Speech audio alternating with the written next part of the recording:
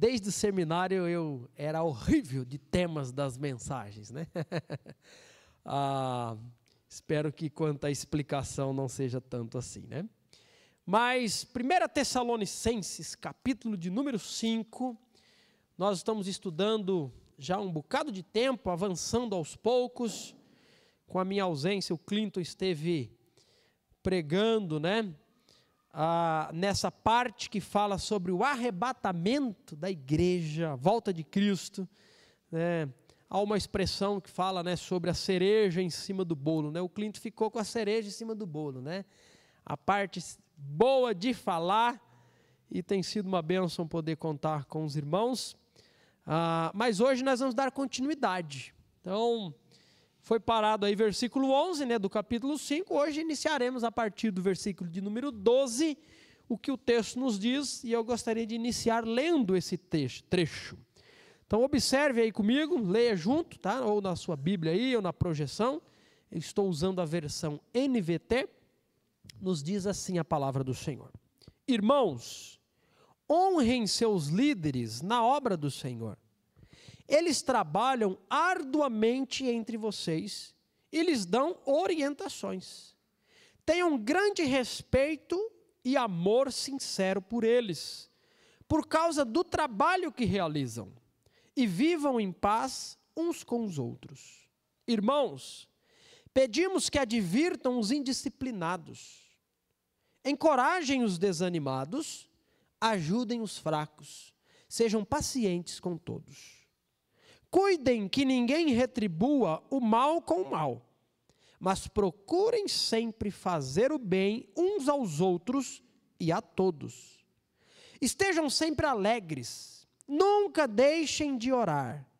Sejam gratos em todas as circunstâncias, pois essa é a vontade de Deus para vocês em Cristo Jesus.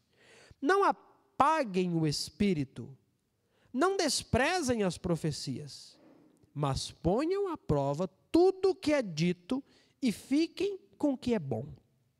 Mantenham-se afastados de toda forma de mal.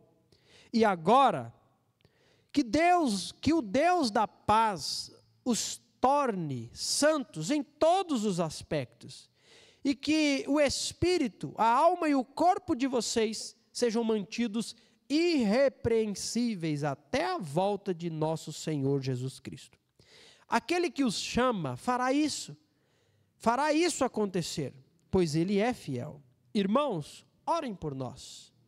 Cumprimentem todos os irmãos com um beijo santo. Encarrego-os em nome do Senhor de lerem esta carta a todos os irmãos. Que a graça de nosso Senhor Jesus Cristo esteja com vocês.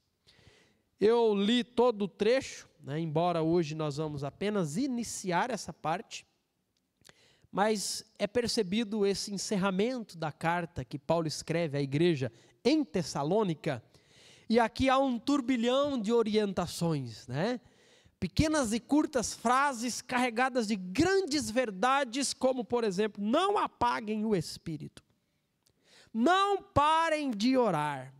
São grandes verdades, mas eu vou deixar essas verdades para um momento, né, oportuno, mais para frente, porque hoje é a partir do versículo de número 12. Conforme disse, o Clinton esteve pregando nos últimos 2 domingos sobre um assunto envolvendo o futuro, a volta de Cristo, o arrebatamento da igreja, né? E essas coisas sobre eventos futuros, né, são importantes para que nós não apenas vislumbremos o que a Bíblia diz sobre o futuro e ficamos, né, admirados, possamos ficar aí perplexos com o que está por acontecer. O objetivo das revelações futuras não é apenas para o sonhar com as belezas do futuro, mas para que a nossa vida presente possa ser impactada por essas verdades. Esse é o objetivo. Por que sabemos sobre a volta de Cristo? Para que o nosso hoje possa ser diferente. para que o nosso hoje possa ser condizente com aquilo que somos e com aquilo que aguardamos. E foi pregado sobre a verdade de que Jesus está para arrebatar a sua igreja. A Bíblia vai dizer, e diz em 1 João, capítulo de número 3, os primeiros 3 versículos, sobre assuntos envolvendo o futuro, envolvendo a volta de Cristo, envolvendo o podermos contemplar o nosso Deus. E olha só o que é dito para nós. Vejam como é grande o amor do Pai por nós, pois Ele nos chama de filhos, o que de fato somos. Mas quem pertence a este mundo não reconhece que somos filhos de Deus, porque não o conhece. Amados, já somos filhos de Deus, mas Ele ainda não nos mostrou o que seremos quando Cristo vier. Sabemos, porém, que seremos semelhantes a Ele, pois o veremos como Ele realmente é. Olha a revelação dessas promessas verdadeiras. Hoje nós já somos filhos de Deus, mas aí o que nos aguarda ainda não nos foi revelado de forma experiencial. Nós não apalpamos ainda o que nos aguarda, a gloriosa realidade do futuro. E ele diz, ele revela aqui para nós, o apóstolo João, nós seremos semelhantes a Cristo. Em que sentido? Nós não teremos mais a presença do pecado nas nossas vidas. Nós não teremos mais essa luta interna que o pecado nos trava quanto ao desejo de fazer o que é correto, agradar a Deus, e o desejo de fazer aquilo que é contrário à revelação de Deus. Mas sabe de uma coisa? Versículo 3 vai mostrar para nós o que deve acontecer com aquele que tem essa esperança. Que esperança? De poder ver o seu Salvador, de poder ser transformado à imagem de Jesus. Olha só o que ele diz: e todos que têm essa esperança se manterão puros como Ele é puro. Santidade deve ser uma realidade hoje, sabe por quê? Porque o que me aguarda é um Deus puro e santo, qual serei transformado à sua imagem.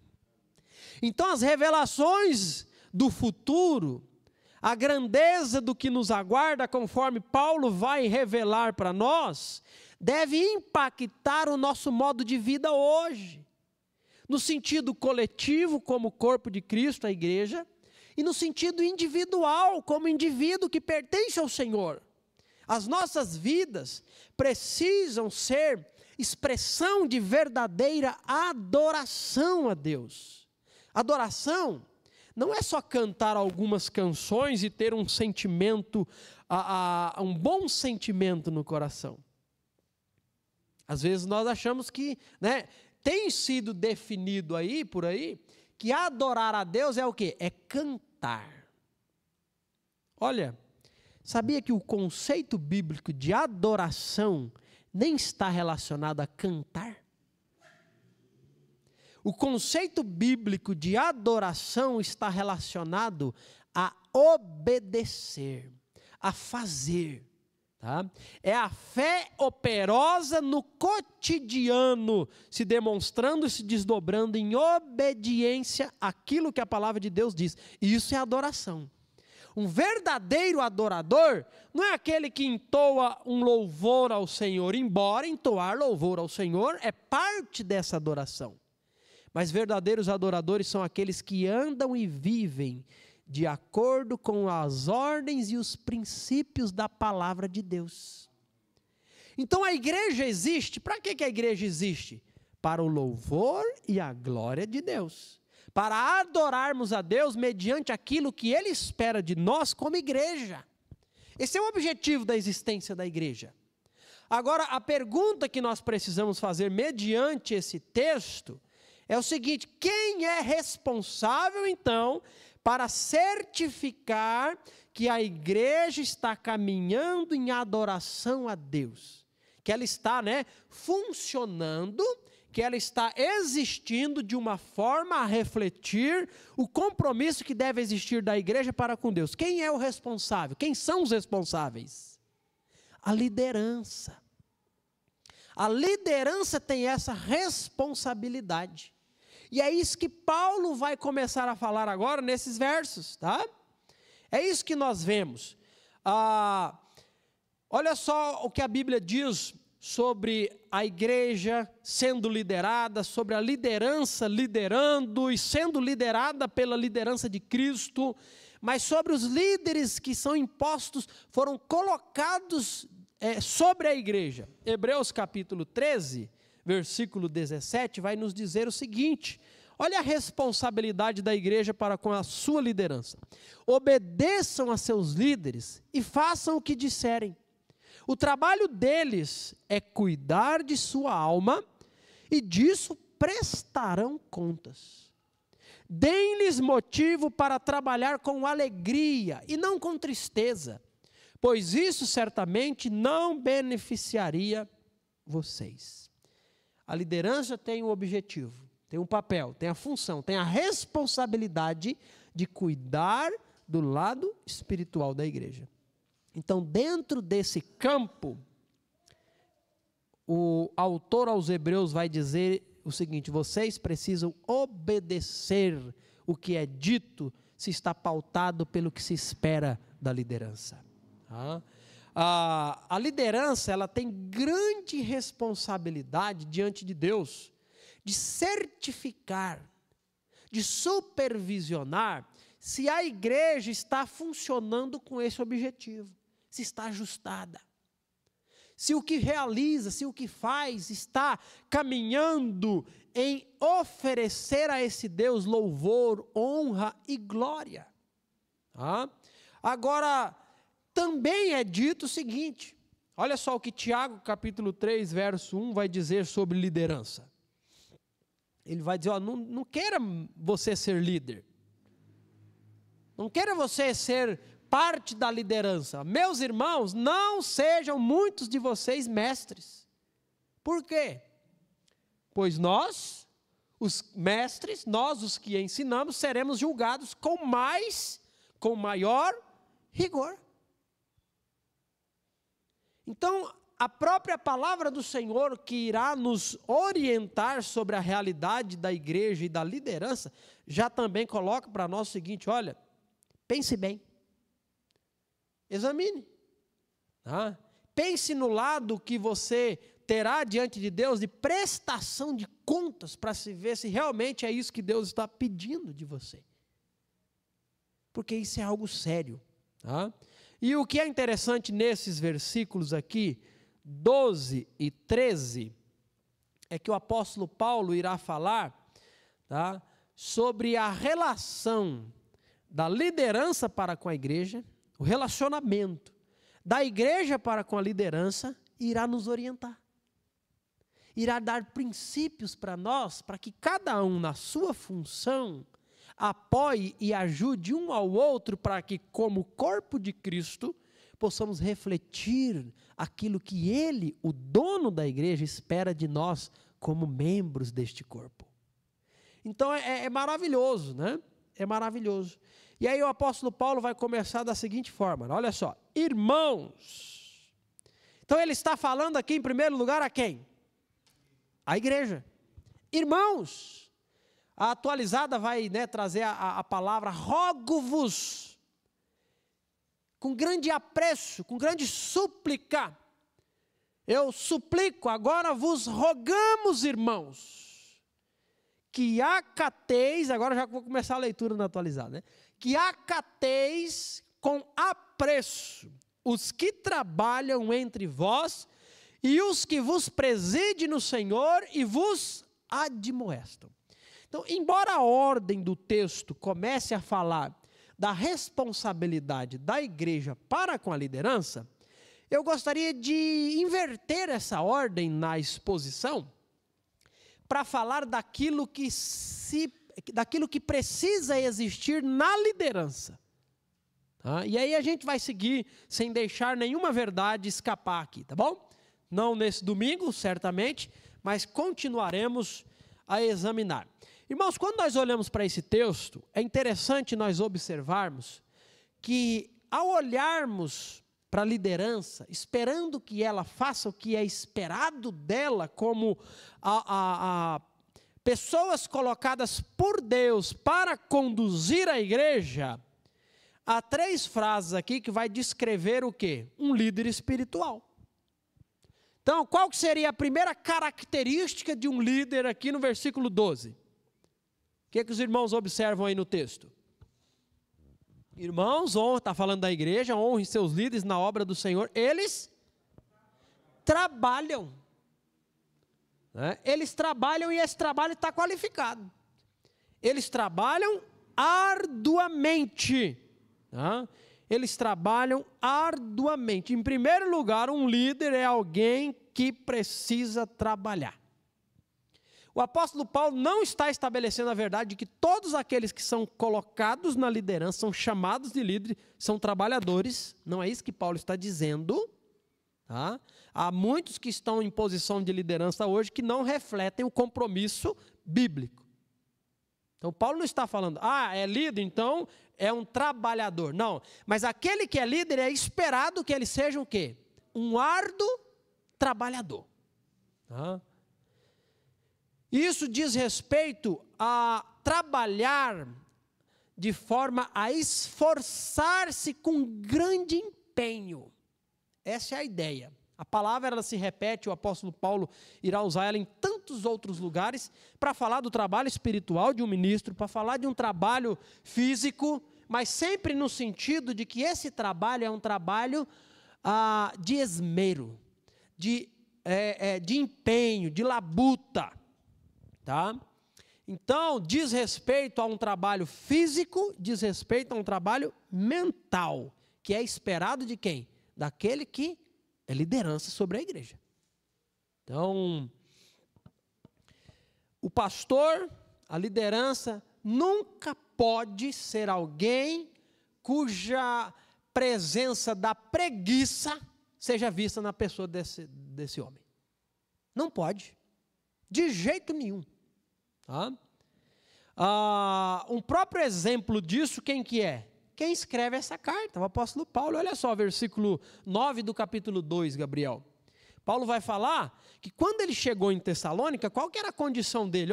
Não se lembram, irmãos, de como trabalhamos arduamente entre vocês, noite e dia nos esforçamos para obter sustento, a fim de não sermos um peso para ninguém, enquanto lhes anunciávamos as boas novas de Deus.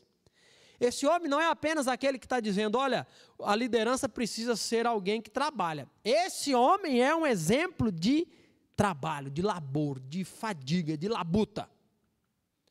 Agora, não é verdade que o pastor ele precisa e tem a responsabilidade de fazer todo o trabalho da igreja. Não é verdade. Pelo contrário. A própria Bíblia irá colocar para nós aquilo que é esperado do pastor, aquilo que é esperado dos membros da igreja, e isso é claro como a luz do dia.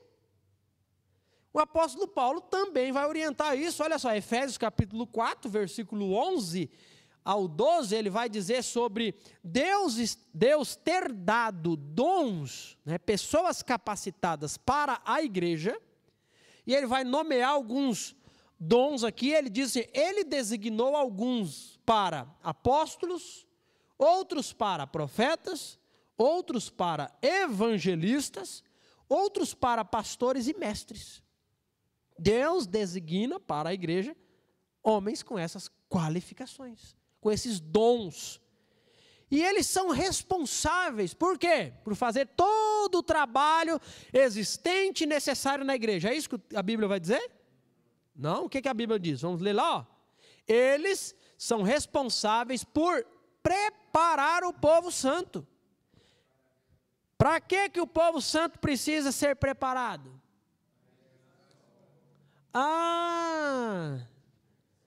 Quem que realiza a obra aqui da edificação do corpo de Cristo? O povo santo. E você pensando que era o pastor, né? Te ensinaram aí, você ouviu um TikTok, você não sei lá onde que você pegou a ideia de que discipular é responsabilidade do pastor, não pegou? de que quem tem que evangelizar é o pastor, que quem tem que aconselhar é o pastor. Ouviu isso já em algum lugar? Ah, está aqui? De quem que é a responsabilidade? Do povo santo. Agora, o povo santo precisa ser preparado. Quem tem a responsabilidade de preparar o povo santo? A liderança. Em vários aspectos. Tá? E eu não tenho dificuldade nenhuma de assumir que eu não tenho qualificação para preparar em cada aspecto e sentido.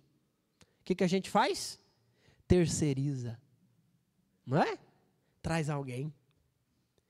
Quantos e quantos bons homens de Deus, inclusive, irmãos, nós perdemos, né, um grande homem que trabalhou por décadas no preparar o povo santo, né, pastor John MacArthur. E nós, tão longe, né, lá na América, lá nos Estados Unidos, nós tão longe, somos e continuaremos sendo beneficiados pelo trabalho esmerado desse homem. Quantos livros nós usamos desse homem aqui? E continuamos a usar. Então isso são formas de que o povo será preparado, mas a responsabilidade de operar é da igreja. O pastor não visita. Você visita? Você visita? Está em desobediência, que é responsabilidade sua. Não chama, então está chamado, todo mundo, vamos para casa um do outro, vamos visitar, vamos conversar, vamos comer, vamos tomar café, café, já vou falar de café. Irmãos, nós precisamos acordar para algumas coisas. Nós vivemos uma realidade de uma igreja, de um cristianismo que se escora, é sempre responsabilidade do outro e do outro. Mas sem fugir do nosso texto de hoje, o que é esperado de uma liderança é que seja alguém de trabalho, de esforço. De esforço. Então, para alcançar esse fim, o trabalho principal de um pastor se encontra na onde? Na Bíblia, nos princípios deixados na palavra do Senhor. O pastor é um trabalhador ferrenho, das 5 da manhã às 8 da noite, está aí, está o quê? Plantando batata no asfalto. Não é desse trabalho que Paulo está necessariamente falando. Há aquilo que a Bíblia vai colocar como principal trabalho esperado da liderança da igreja. E olha só, 1 Timóteo 5,17. O que o apóstolo Paulo vai dizer aqui a nós? Os presbíteros que fazem bem seu trabalho, está falando de trabalho, e de presbítero que deve fazer bem, devem receber honra redobrada, especialmente os que se dedicam arduamente à pregação e ao ensino. O apóstolo Paulo vai escrever a Timóteo e dizer o seguinte para esse jovem pastor: pregue a palavra. Em Atos, início da igreja primitiva, quando as coisas começaram a crescer além das condições da administração dos apóstolos, foi tomada uma decisão. A igreja precisa escolher homens para ocupar um posto chamado diácono. Para quê? Para que os apóstolos não fossem distraídos com algumas necessidades. E foi dito o seguinte, a mesa, a distribuição dos alimentos para as viúvas e todas as necessidades envolvendo essas questões manuais da igreja, é de responsabilidade desses homens, dos diáconos. Nós, Pedro vai dizer, nos dedicaremos à oração e ao ensino da palavra. Então, o trabalho de um pastor, irmãos, em primeiríssimo lugar, envolve a palavra de Deus. O manusear bem a palavra de Deus, o conhecer a palavra de Deus, o explicar a palavra, é obrigação, pastor, ensinar bem. Do contrário, não deveria ser pastor. Não deveria ser pastor. Porque é um requisito apto para ensinar. Agora, isso não acontece sem esforço, irmãos? Isso é resultado de esforço, de aprendizado, de conhecimento adquirido, de prática, mas nunca é uma opção a qual eu posso não ter. Não estou dizendo que ele tem que ser o melhor professor de todos, mas ele tem que ensinar bem. A palavra de Deus nos dá essas orientações, e é fácil quando nós seguimos, não é? Quando nós olhamos. A gente fica inventando coisa. Agora, deixa eu fazer uma pergunta pertinente a esse assunto. O apóstolo Paulo fala que um líder é alguém que trabalha arduamente. É o texto aqui de 1 Tessalonicenses 5,12. Agora a pergunta, é errado um pastor trabalhar fora?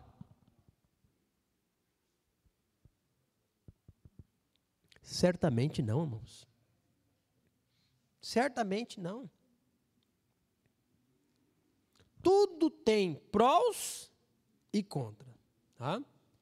Eu conheço igrejas que têm mais de 1, 2 pastores e todos trabalham fora. Foi entendido que ter mais pessoas compondo a liderança seria melhor para a divisão das tarefas, para a divisão a partir das qualificações dessa liderança, que não adianta nada ter 2, 3 que têm os mesmos dons. Não é? Isso não é equipe. Isso vai dar um baita de um problema. Precisa ter capacitações diferentes. Algumas similares, como, por exemplo, não pode ser pastor se não for apto a ensinar. Mas precisa necessariamente ter outros dons para compor isso. Então, eu conheço igrejas que 2 dos 3 pastores, ou dos 2, todos trabalham. Para ser possível ter mais pastores. Então, é uma decisão. Tudo existe com realidades singulares, com prós e contras. E é interessante que eu não conheço nenhuma realidade, e eu conheço muito pouco, é verdade, né? Mas eu não conheço nenhuma realidade de um pastor que não trabalhava, mas passou a trabalhar para que mais pudesse compor a equipe. Igrejas com mais de 1 ou 2 pastores que trabalham, do que eu conheço, já eram realidade de que trabalhavam antes de compor essa equipe. Mas não vem necessariamente ao caso. Tá? Mas não é errado trabalhar. Tudo vai, né, exigir e cobrar em certa medida. Então, é impraticável pensarmos um pastor com uma igreja grande ter que trabalhar fora. Já pensou? Sozinho? Agora, um pastor de uma igreja pequenininha, uma congregação, já entendemos que existe uma maior flexibilidade e, às vezes, uma necessidade. Quantas das nossas igrejas estão sem pastores? Pequenas igrejas que não dão conta e não podem sustentar, né, dignamente um pastor. Como que ela poderá ter um pastor? Apenas se esse pastor trabalhar fora.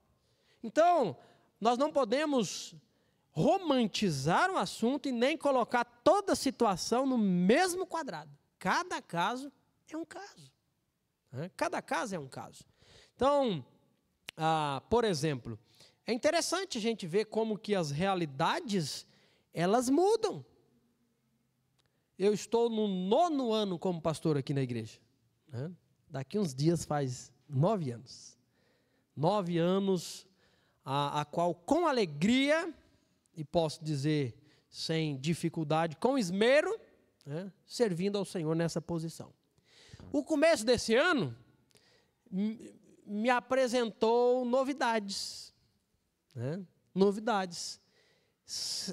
Embora vendo sem querer crer, embora enxergando sem querer concluir, mas a turma aumenta, a turma cresce. Né? Fases de escola surgem para 1, de repente para 2. Uau!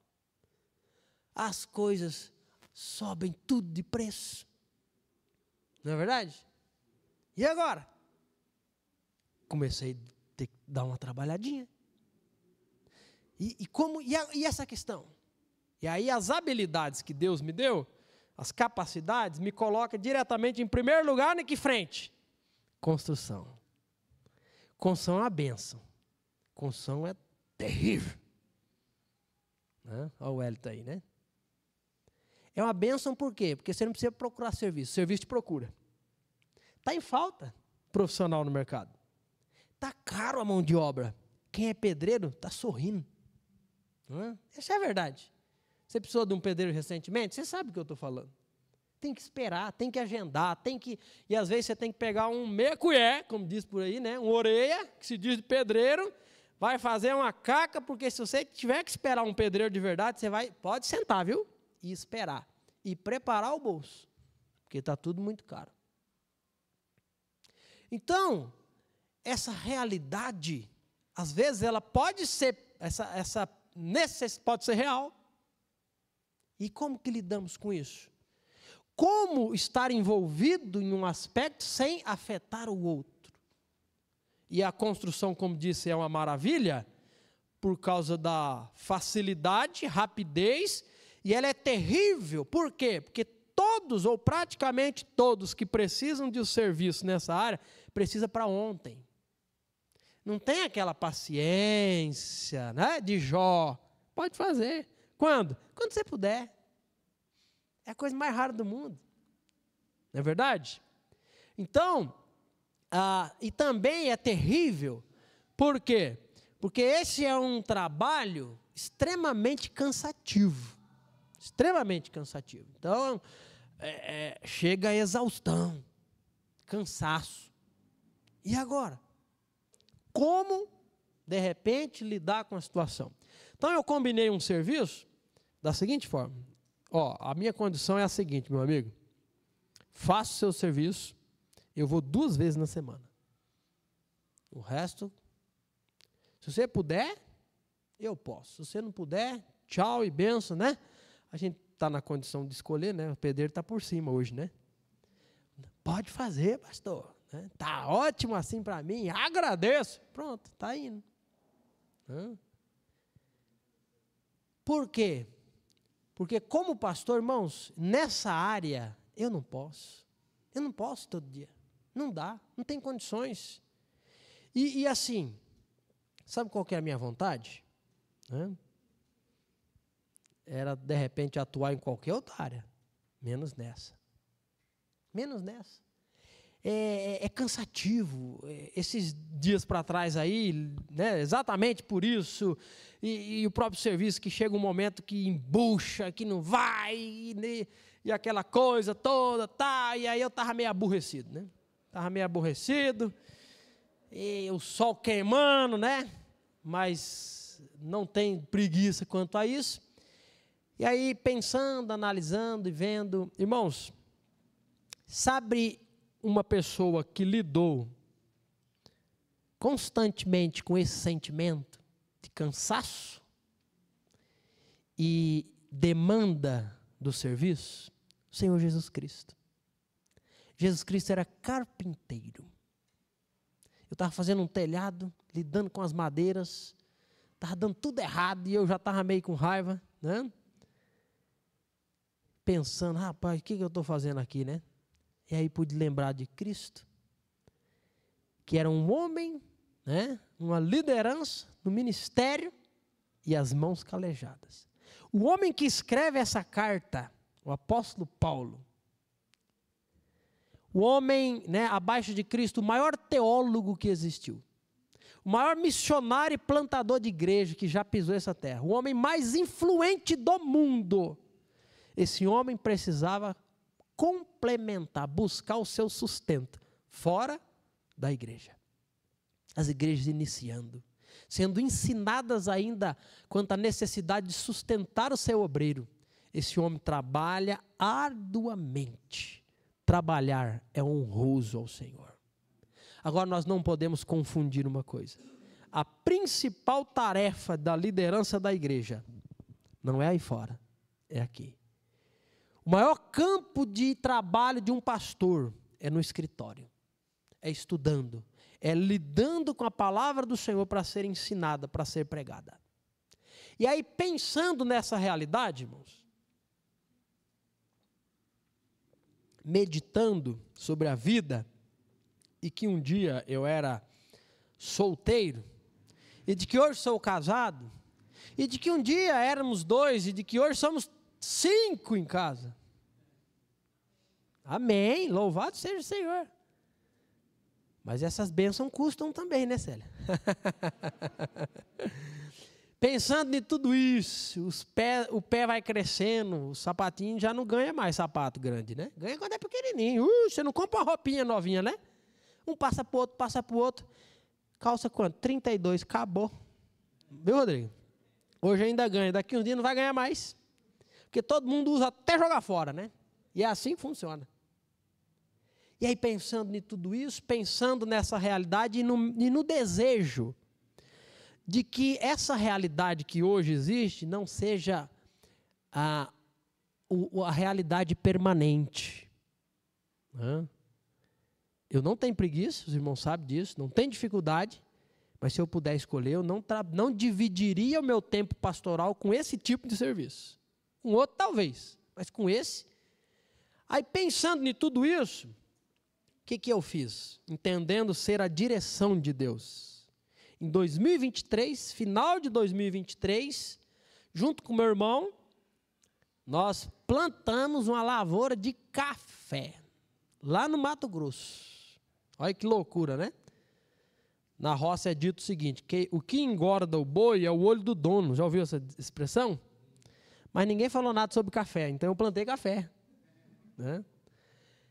Exatamente na intenção e ao mesmo tempo que dando esse passo, orando e pedindo ao Senhor e consagrando ao Senhor da seguinte forma: Senhor, que isso seja, né, não para o meu conforto, não é essa a ideia, não para melhorar a condição financeira existente, não, mas que isso seja um meio pelo qual eu conseguirei continuar ao teu dispor, e que isso seja um meio pelo qual eu conseguirei dar a essa herança que o Senhor me deu, que são os filhos, condições de crescerem e serem ferramentas afiadas para o Senhor.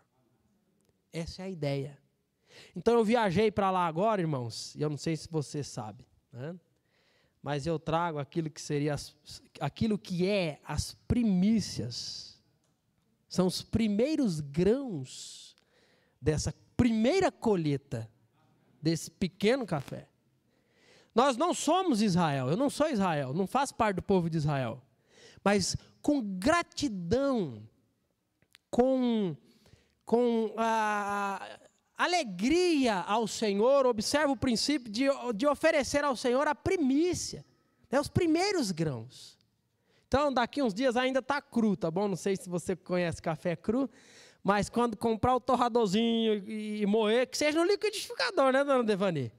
Fiquei sabendo que a dona Devani colheu uns cafezinhos lá e não tinha como fazer, torrou na panela e bateu no liquidificador, né?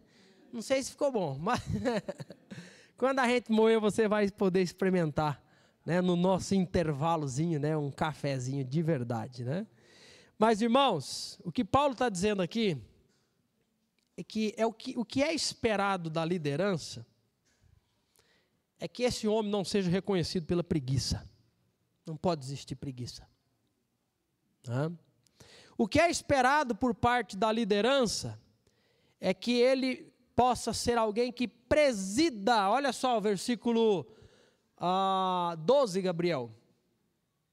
Pode ser na atualizada, tá? Que a atualizada tem essa palavra. Eu já li lá, né? Agora vos rogamos, irmãos, que acateis com apreço os que trabalham entre vós e os que vos preside no Senhor. Presidir significa conduzir, significa dirigir. E também significa cuidar e proteger. Tá? Então hoje nós carregamos a ideia da palavra presidir apenas como aquele que manda, não é? Quem que é o presidente da companhia tal, da organização tal, quem preside essa empresa? Não é assim? A nossa ideia é apenas aquele que manda, aquele que dá ordens. O conceito bíblico não é esse em primeiro lugar. Em primeiro lugar, o conceito bíblico de presidir é de cuidar, é de proteger. Então o pastor precisa, a liderança precisa ser alguém que se envolve em um trabalho árduo de cuidado. De cuidado. Por isso que o trabalho pastoral, ministerial, é um trabalho de amor. Diferente do que é aí fora, liderança, verdadeira liderança é em realidade sem fins lucrativos. Porque se você tem um líder na sua empresa e se você não obedecer, o que acontece contigo? Você vai passar no RH. Então é fácil liderar numa empresa, né? Às vezes o camarada, você pode ser até uma pessoa de produção, mas se o líder não for muito com a tua cara, não se bateu bem, o que vai acontecer? O outro vai ocupar o seu lugar e ponto final, meu amigo. Na igreja não existe isso, né? Já pensou? Não gostei, vou te mandar embora. Mas não existe isso. A nossa realidade não é de emprego, não é empregatícia. Nossa realidade é de corpo, somos um corpo. E eu tenho a função de cuidar, de proteger, de conduzir, de dirigir. Por isso que Jesus está falando sobre liderança, ele diz, aquele que exerce liderança deve ser o primeiro a servir, a dar o exemplo. Jesus reúne os discípulos e vai lavar os pés dos discípulos e Pedro diz, jamais, Senhor. Eu quem devo lavar? O Senhor disse, se eu não lavar, você não tem parte comigo. Jesus dá o exemplo. Jesus é um exemplo, irmãos, pastores que não é um exemplo de servir em todas as áreas, está negligenciando aquilo que é esperado dele. Precisa ser exemplo. E Pedro deu as seguintes orientações quanto a isso. Olha só, 1 Pedro 1, 5, do 1 ao 4, Gabriel. Diz assim, e agora, ele vai dizer, uma palavra aos presbíteros, 1 Pedro 5. E agora, uma palavra aos presbíteros em seu meio. Pedro está escrevendo para a igreja, dispersa, espalhada, e ele diz uma palavra para os presbíteros. E eu que também sou presbítero, testemunhei os sofrimentos de Cristo, e também participarei de sua glória quando ela for revelada. Assim, presbíteros, eu lhes peço que cuidem do rebanho de Deus. Cuidem do rebanho que Deus lhes confiou. Como? Com disposição. Olha aqui o trabalho. Não de má vontade. Não pode ser pelo que você venha lucrar com isso, não é por ganância. Mas pelo desejo de servir a Deus. Não abusem de sua autoridade com aqueles que foram colocados sob seus cuidados, mas guiem-nos, ó presidir, ó guiar, ó orientar, com seu bom exemplo. E quando vier o grande pastor, está falando de Jesus Cristo, vocês presbíteros, receberão uma coroa de glória sem fim. Olha o que é esperado da liderança. Em último lugar, concluindo rapidamente, Paulo vai falar em Tessalonicenses que é esperado da liderança que seja ele um trabalhador, de que ele venha presidir sobre vocês. E é interessante, nem comentei esse aspecto de estar entre, porque fazemos parte, e sobre ao mesmo tempo. Olha quanta responsabilidade. Precisa existir uma clara consciência de que todos nós, todos aqueles que compõem a liderança, faz parte de estarmos debaixo da liderança de Cristo. O pastor não é a autoridade máxima e maior sobre a igreja, nunca foi. A igreja pertence a Cristo e nós estamos debaixo da autoridade de Cristo, então responsabilidade. Mas em terceiro lugar, Paulo vai falar que o pastor é alguém que admoesta, que orienta, que aconselha. Olha só, vou ler o versículo. Irmãos, 1 Tessalonicenses 5,12. Honrem seus líderes na obra do Senhor.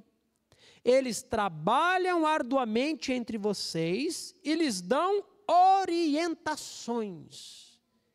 Admoesta, aconselha, orienta, essa é a ideia. E qual que é a ferramenta, a principal ferramenta do pastor orientar, aconselhar, ensinar, qual que é? A palavra de Deus. Por isso o pastor precisa ser um homem da palavra. A orientação, o aconselhamento não pode ser baseado nas minhas percepções. O que eu acho disso, daquilo, da sua situação diante desse contexto. Mas as orientações precisam ser pautadas nos princípios da palavra de Deus. Por isso o pastor precisa ser um constante estudioso da Bíblia. É a palavra de Deus, olha o meu texto preferido, Gabriel, encerrando aqui. É a palavra de Deus que vai apontar o que está em ordem, o que está em desordem, que vai nos orientar, nos corrigir. Então o pastor tem a responsabilidade do uso apropriado, adequado e fiel da palavra. Olha só, 2 Tessalonicenses, não gravou ainda, Gabriel, meu texto preferido? Eu não falei, né? Agora eu estou falando, vai ficar gravado, hein, Gabriel? Meu texto preferido, 2 Tessalonicenses 3,16. Timóteo, olha só, eu com as minhas preferências e as minhas lembranças, né? É verdade. O Gabriel é ligeiro e eu estou vendo ele perdido ali, eu que o perdi, né? Olha que exemplo, né, Gabriel? 2 Timóteo 3,16 nos diz: toda a escritura é inspirada por Deus e útil para nos ensinar o que é verdadeiro. Você está com dificuldade na sua vida sobre o que é verdadeiro, sobre o seu contexto e situação? O que vai dizer? A palavra. E ela é útil para quê? Para nos fazer perceber o que não está em ordem em nossa vida. Ela nos corrige quando erramos e nos ensina a fazer o que é certo. Deus usa a sua palavra para preparar e capacitar o seu povo para toda boa obra. Qual que é a função de um pastor? Manusear essa palavra de forma a deixá-la ensinar a sua vida. Esse é o objetivo. Não, irmãos. Como alguém disse, quando o servo de Deus, guiado pelo Espírito de Deus, nos chama a obedecer a palavra de Deus, então nós devemos obedecer. E sobre o que é esperado da igreja em relação à liderança, aí é domingo que vem, tá? Aí eu peço que você não falte, né? Porque já pensou? Faltar todo mundo? Aí não tem sentido, né? Mas eu sei que você vai estar. E domingo que vem nós vamos olhar esse texto. E o apóstolo Paulo já li, ele vai dizer que nós precisamos honrar, precisamos respeitar e com amor verdadeiro ter esse relacionamento entre igreja e liderança. Vamos orar? Senhor, nós te agradecemos, nós te louvamos, ó Deus, porque dentro do teu plano perfeito, o Senhor Jesus Cristo vem a esse mundo, morre na cruz do Calvário para comprar um povo, para formar uma nação, para edificar uma igreja. Aqui está parte daqueles que o Senhor alcançou com a tua graça. E dentro do teu plano em trabalhar neste momento com a igreja, o Senhor escolheu conceder dons para alguns, para que possam liderar a tua igreja. A igreja é tua, sempre foi tua e sempre será tua. Nos ajude, ó Deus, com percepção, com sensibilidade e com sabedoria, conduzir a tua igreja de forma que agrade ao Senhor. Que o Senhor ajude a tua igreja a ser conduzida de forma que agrade e honre o Senhor. E que cada dia possamos caminhar em tua direção. Nos capacite, nos abençoe e nos ensine. Oramos no nome de Jesus. Amém.